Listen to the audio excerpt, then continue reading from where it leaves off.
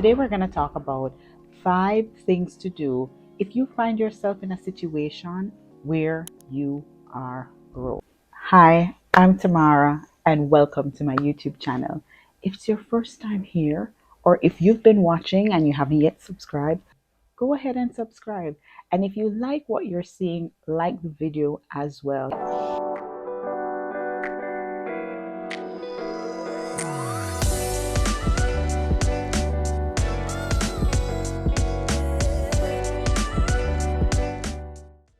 Number one, you need to take a look at your mindset. Now, what does that mean? How you approach money in terms of your thought process is going to be so important in terms of your own personal motivation to get money. And then it's going to be important in terms of how you keep and grow your own money. Okay, so the first thing you want to do is make sure you have the right mindset. Now let's look at the examples of the right mindset when it comes to money. Okay, your mindset should be, how do I maximize my earnings so I can not only earn more but have enough money saved, enough savings to invest, so my investments can earn money for me, right? Because ultimately, when your investments are paying for your expenses, then you have the opportunity to determine how you spend your time and how much of your time you trade for more money. And that is when you can call yourself financially free. When your time is your own and you don't have to go to a 9 to 5 or trade your time for money if that's not what you choose to do. The second mindset that you want to have is evaluating all the costs associated with an expense before making a purchase. So your thought process should be, not because I can afford the monthly payment on an item means that I can afford the item.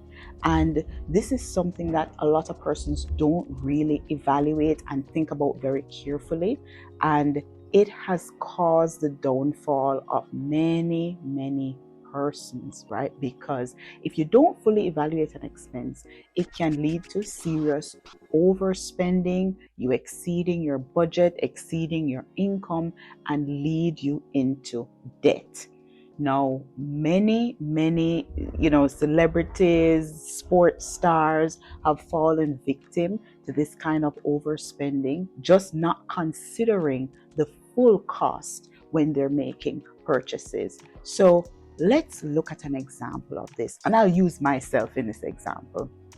I've had a Toyota motor car and I've had a Mercedes-Benz. Now, when I bought my Mercedes, I most definitely could afford the monthly payment, and I was very happy with it. I still had money that I could have saved.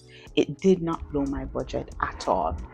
And what I realized soon thereafter was there were a lot of costs associated with this luxury vehicle other than my monthly payment, right? That I really didn't anticipate it to be at a certain level. So I'll give you an example of this. I could service my Toyota for say $150, and that would include everything, an oil change and those sorts of things. To service the Mercedes-Benz was over $1,000 US. I didn't expect that. I really didn't expect that. And I had to go and readjust my finances because this cost was 10 times what I was used to. And even though I thought it may be a little bit more, I really didn't investigate to realize how much more it would cost. And it was that way with everything that Mercedes needed, whether it was new windshield wipers, whether it was new tires, everything was very different. And even for my Toyota, I had options that I didn't have with my Mercedes, meaning the Toyota, I could find somebody to take care of an issue with my Toyota very easily. For my Mercedes, I had to take it back to the dealer, and it was almost as if they had a monopoly on that service and providing parts for the car and all of that. So I had to pay a premium anytime I needed anything done for my Mercedes Benz. So this is just an example with a motor car, but it happens when you're buying a house, right? You have to think about upkeep and maintenance, and really the standard in terms of budgeting for upkeep and maintenance for a house is around about 2% of the purchase price. So right away, you can see if you're spending a certain amount, if you're spending $1 million for a house and you can afford that monthly payment, you need to add to that 2%, which is about $20,000 just for maintenance and upkeep. And there's some caveats to that, because depending on how much acreage you have, maybe the house is on a very large property, that may just add even more to your maintenance costs, right? If you have other bells and whistles, you have a pool, if you have a waterfall, if you have a basketball court, all of those things add up. So this is why I say all the time, don't try to keep up with the Joneses, because the Joneses a lot of times are battling with serious expenses that just comes with their lifestyle of having the biggest and the best and the flashiest of everything. You focus on having the correct mindset in terms of living within your means, whether or not you can afford a monthly payment, and this will be the right way to get out of a state of being broke. Now, the third mindset that's important is being willing and open to continue your financial education. You have to be curious. You have to always want to learn when it comes to finances, because there are new ways out there all the time that can help you earn more and leverage your finances in a better way. And you want to make sure you know what those opportunities are, right? And you just want to know the best way always to be able to manage and maximize your income. The number 2 thing that you must do is increase your income. Yes. If you are not working, you need to go ahead and get a 9 to 5. And let me say this, there are a lot of videos on YouTube about, leaving your 9 to 5 or just finding some side hustles. All of that is well and good. But if you're starting from zero, the best way to make money is to go and get a job. Get a 9 to 5. Whether you want to go out to work or you can find a work from home job. There are a lot of remote jobs out there online that you can do as well. But the important thing is you want to increase your income quickly. You need to have money coming in so you can take care of your investments as well as have money to save and invest. Okay. If you already have a 9 to 5, but you still are finding that it's just not enough, this income is just not enough, and you need more, you need to look at all the ways you can earn more.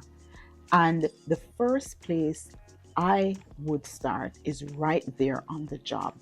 There are a lot of instances where persons are leaving money on the table at work. There are some jobs where you can benefit from an added incentive, maybe based on performance, or you can benefit from overtime.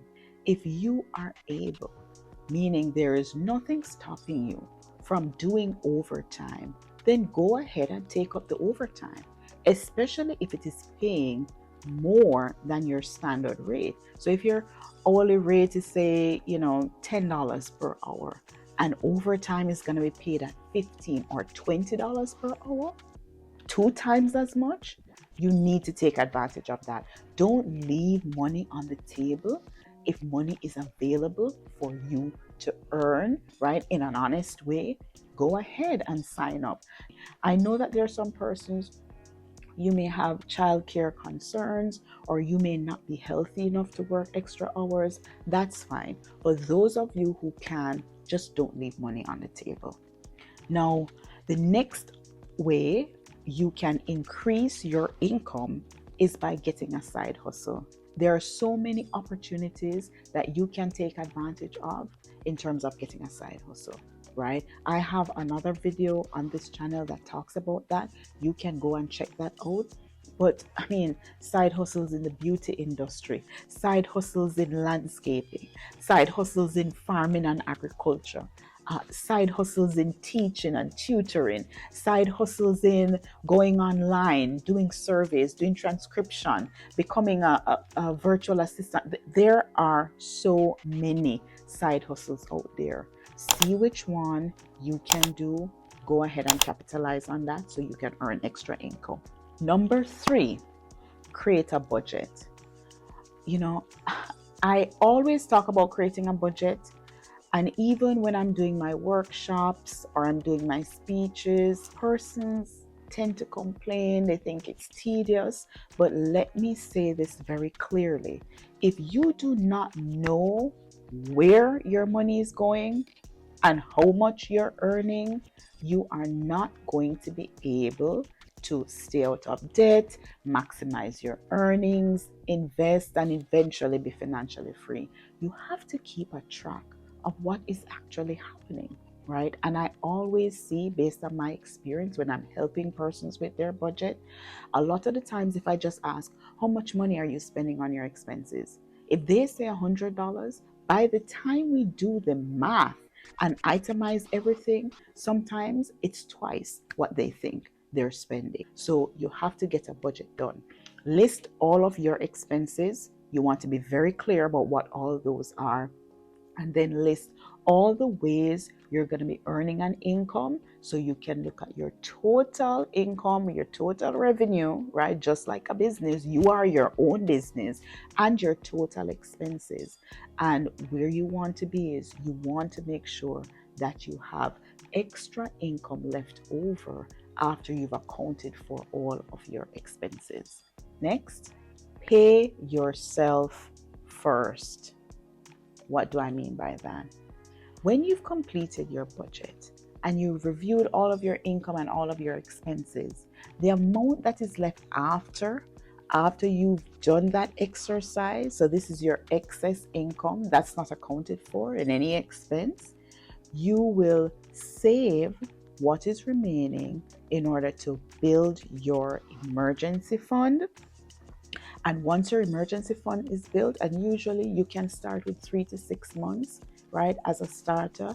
And once you get that complete, then you have enough money now that you can start to invest. So you want to make sure that you look at what that amount is that you're able to save after all your expenses. And what you're going to do to pay yourself first is you need to set up some automated way to transfer that money into an account that you don't readily have access to, or you need to transfer that money into an account that is not an account that you're using on a regular basis, so that that money can continue to accumulate automatically, because it's an automatic transfer. You don't need to go there and transfer it. Once you have that money accumulated in that account, then you're going to start shifting those savings to investing. Now, I did this. I realized that I needed to put my money where I wasn't going to be seeing it every day, so I could remove the temptation of spending it. So what I did was, when my salary, every month from my salary, I set up an automated transfer. It went to an account that I did not see and I did not have an ATM card too. I didn't have a card for the account. It just went into that savings account. And let me tell you, before I knew it, the amount really accumulated quickly because I didn't think about it at all. It came out of my salary, and I planned on what was left.